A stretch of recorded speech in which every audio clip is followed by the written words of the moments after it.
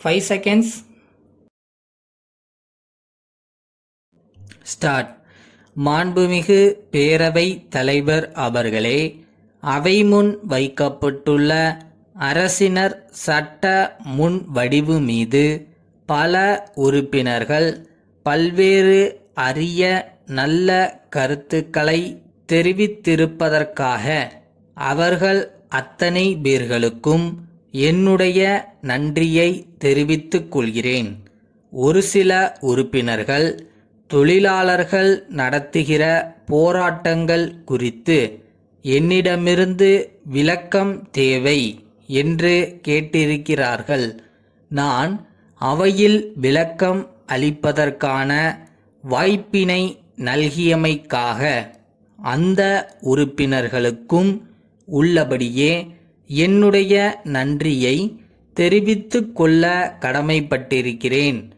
தொழிலாளர்கள் பிரச்சனை சம்பந்தமாக கோவையிலிருந்து தொழில் அதிபர்கள், தொழிற்சங்கங்களினுடைய பிரதிநிதிகள் மற்றும் அரசு சார்பினர் ஆகியவர்கள் கொண்ட முத்தரப்பு பேச்சுவார்த்தை கலந்துரையாடல் கடந்த சில நாட்களுக்கு முன்பு இதே கோட்டை பகுதியிலே நாமக்கல்லார் மாளிகையிலே நீண்ட நேரம் நடைபெற்றதை மாண்புமிகு சட்டமன்ற உறுப்பினர்கள் அனைவரும் நன்கு அறிவார்கள்.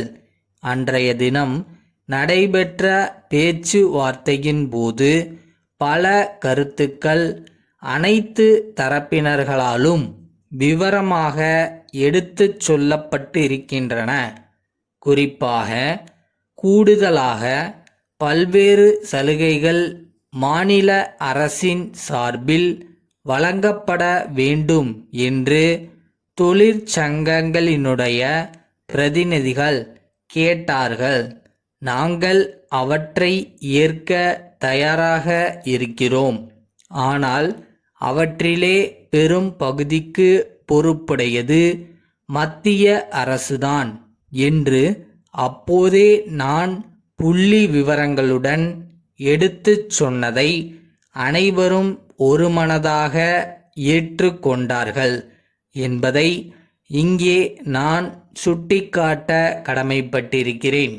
மத்திய அரசு அந்த கடமையை முழுமையாக செய்ய கடமைப்பட்டிருப்பதால் மத்திய அரசு கண்டிப்பாக அவற்றை நடைமுறைப்படுத்த வேண்டுமென்று அப்போதே நான் எடுத்து கூறி இருப்பதுடன் மறுநாளே விரிவாக ஒரு கடிதமும் பிரதமருக்கு எழுதியிருக்கிறேன் என்பதை இந்த நேரத்தில் நான் தெரிவித்துக் கொள்ள கடமைப்பட்டிருக்கிறேன்.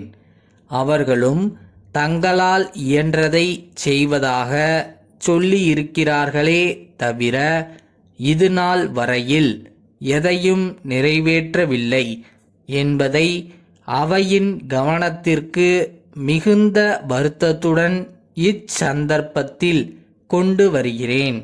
மத்திய அரசு தாமாக முன்வந்து நமக்கு இருக்கின்ற பெரும் சுமையில் பங்கு கொள்ள முன் வருமேயானால் மாநில அரசு தன்னால் இயன்ற எல்லாவிதமான உதவிகளையும் செய்ய தயாராக இருக்கிறது என்பதை இந்த சந்தர்ப்பத்தில் தெரிவித்துக் கொள்கிறேன். இது மத்திய அரசிற்கு முழுக்க பொறுப்புடையது என்ற காரணத்தாலேதான் தொழிலாளர்கள் கூட ரயிலை நிறுத்துகின்ற அளவிற்கு தீவிரமாக போராட்டத்திலே ஈடுபட்டிருக்கின்றார்கள் என்று சொன்னால் அது மிகையல்ல. பொதுவாக இப்படிப்பட்ட அறவழி போராட்டங்கள் வேண்டுமென்றே திட்டமிட்டு அரசுக்கு எதிராக நடத்த வேண்டுமென்று நடைபெறுகின்ற போராட்டங்கள் அல்ல.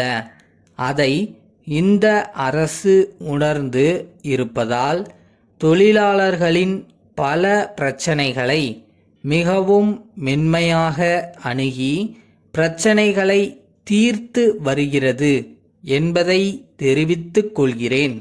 திருச்சி அன்னை சத்யா நகர் எண் 3 பிள்ளையார் கோவில் தெருவிலுள்ள திரு தமிழரசன், சென்னை அண்ணா சாலையிலுள்ள தமிழ்நாடு தொழில் முதலீட்டுக் கழக இயக்குனர் அவர்களுக்கு எழுதும் கடிதம்.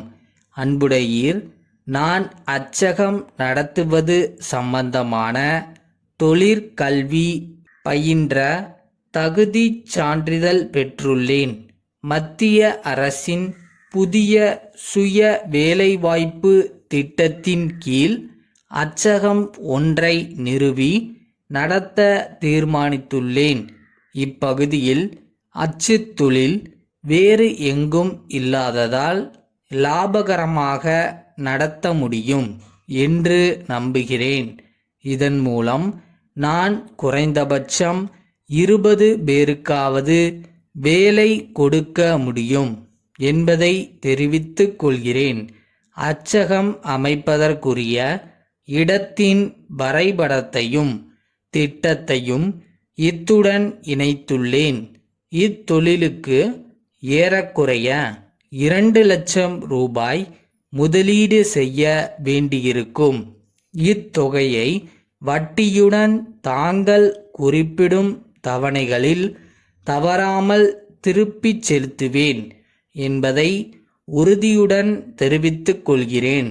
வேலையற்ற பல பேர்களுக்கு சுய வேலை வாய்ப்பளிக்கும் இத்திட்டத்திற்கு தாங்கள் தயவு செய்து ஒப்புதல் அளித்து விரைவில் நிதி உதவி வழங்குமாறு பணிவன்புடன் வேண்டுகின்றேன். தங்கள் நம்பிக்கையுள்ள